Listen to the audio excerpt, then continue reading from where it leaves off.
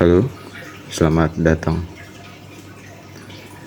Kali ini kita akan membahas trik sederhana menjawab pertanyaan sulit dengan tenang. Kita semua pasti pernah dihadapkan pada pertanyaan yang sulit.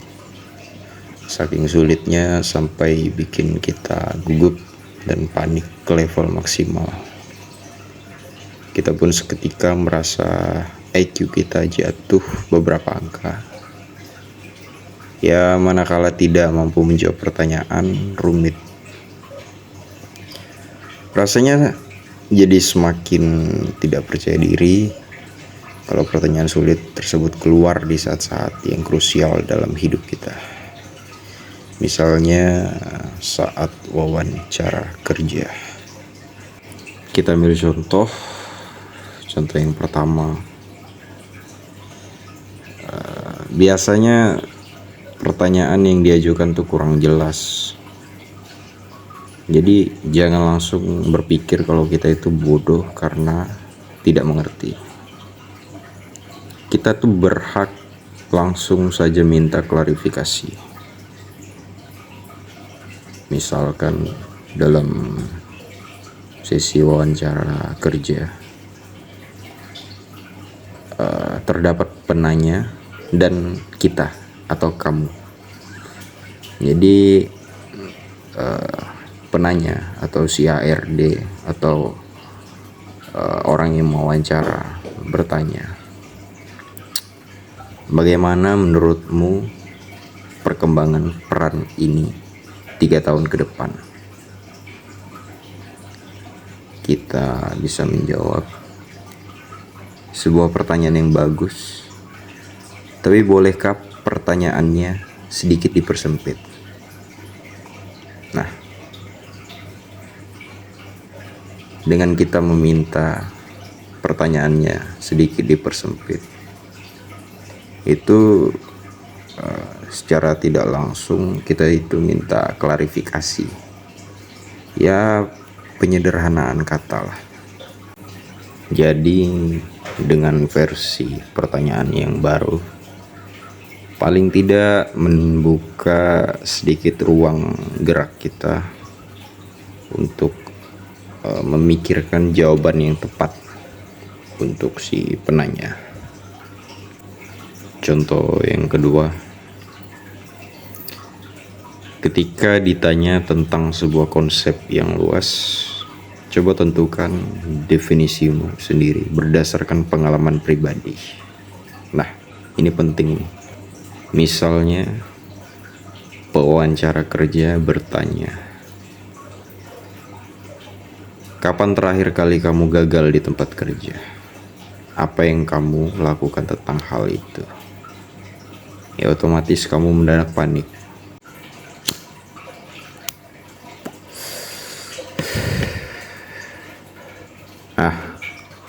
Menanggapi pertanyaan tentang kegagalan yang pernah kamu alami, sangat bisa kamu siasati.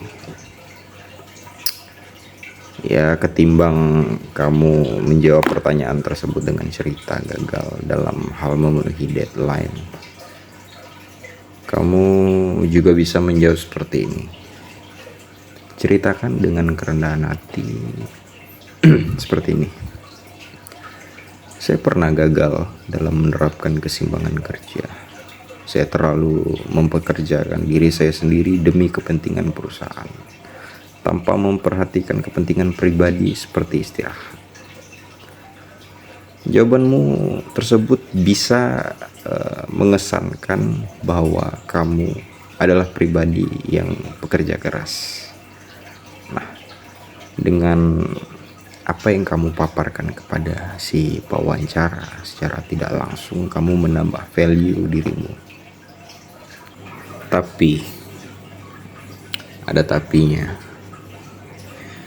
Jawaban seperti ini bisa kamu dapatkan setelah kamu mendefinisikan apa itu gagal versi kamu sendiri. Ya, contohnya jawaban ini. Kita bisa lihat bahwa gagal yang kamu maksud adalah ketika kehidupan kerja dan pribadi tidak seimbang. Itu dalam definisi saya. Jadi oleh karena itu penting untuk memiliki definisimu sendiri. Ya, sebelum kamu menjawab, paling tidak kamu punya bekal. Sampai sini cukup paham ya.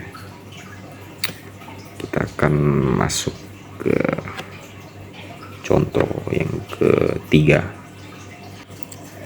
Sikapmu sama pentingnya dengan kata-kata yang kamu ucapkan. Jawaban bagus pun tidak tersampaikan kalau kamu utarakan sambil malas-malasan. Jadi contohnya masih seputar wawancara kerja. Bayangkan ya, kamu yang notabene berlatar belakang pendidikan sastra diberi pertanyaan tentang marketing. Ya, kebetulan memang belum pernah mempelajari bidang marketing sebelumnya. Ketimbang kamu menjawab dan menanggapi pertanyaan tentang marketing dengan setengah hati, kamu bisa merespon dengan antusias. Ya, tidak malas-malasan.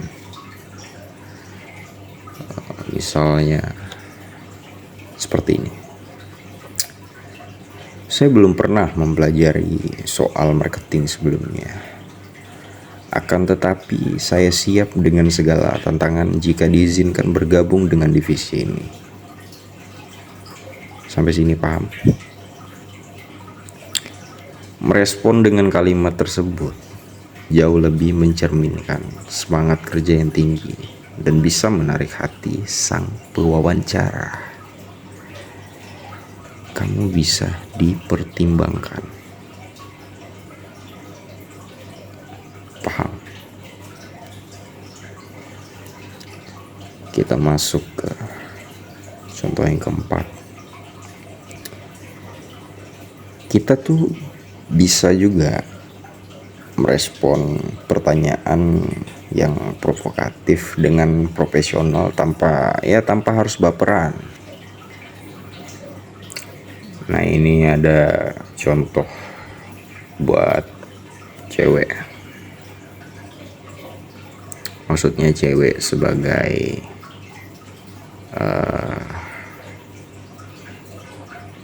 objek yang akan ditanya oleh penanya. Misalnya ada pertanyaan, apakah kamu berpikir untuk memiliki anak dalam waktu dekat? Ya, pertanyaan itu bisa menyulitkan buat sebagian kamu para cewek,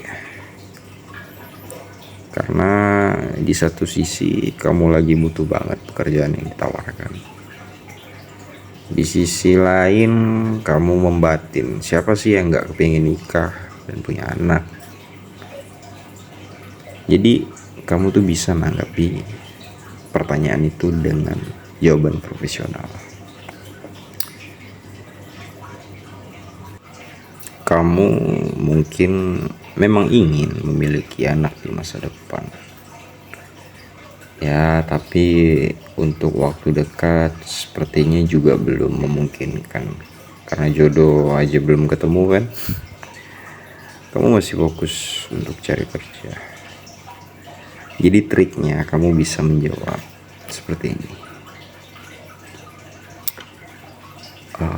Mohon maaf, belum ada rencana dalam waktu dekat. Saya akan menggunakan waktu dan pengalaman saya dalam bidang ini untuk memperluas keahlian saya dalam area X, Y, Z dan ya sebagainya lah. Ya, kamu bisa berikan jawaban atas pertanyaan itu dengan ya sedikit bumbu lah. Mungkin tone suara kamu yang terukur dan sedikit jeda, ya biar makin meyakinkan. Ini sambil kamu menjawab, kamu bisa tatap mata si penanya dan berikan sedikit jeda. Jawab jeda. Biarkan dirimu mengambil jeda, ya paling tidak untuk berpikir. Siasat seperti ini paling tidak akan membantumu menenangkan diri dan beradaptasi dengan keadaan. Dengan begitu, kamu akan dinilai sebagai pribadi yang percaya diri, berpengetahuan, dan mampu mengontrol diri. Ya, meski terdengar kocak, tapi menjawab pertanyaan dengan pertanyaan lagi bisa mengalihkan perhatian si penanya. Jadi ini kamu bisa ibaratkan serangan balik nih. Konteksnya masih sama ya, masih sebagai cewek tadi. Jadi yang cowok tinggal menyesuaikan lah. Kamu tanya nih, maaf bapak atau ibu, kalau boleh tahu mengapa Anda menanyakan hal itu? Tentunya si penanya akan berpikir sejenak. Memang terdengar kocak ya, menjawab pertanyaan dengan pertanyaan lagi, ya kan? Bisa dibayangkan betapa sulit kan? Nah, ini kan trik untuk mencairkan suasana. Ya, bayangan saya sih dia paling menggumam. Iya ya, kenapa saya ajukan pertanyaan itu? Nah, inilah dia bagian dari pengalihan perhatian sekaligus membuatnya melihatmu sebagai sosok yang mampu berpikir kritis. Jadi kamu dapat kuasa sedikit dalam sesi wawancara itu. Sebat dulu lah ya.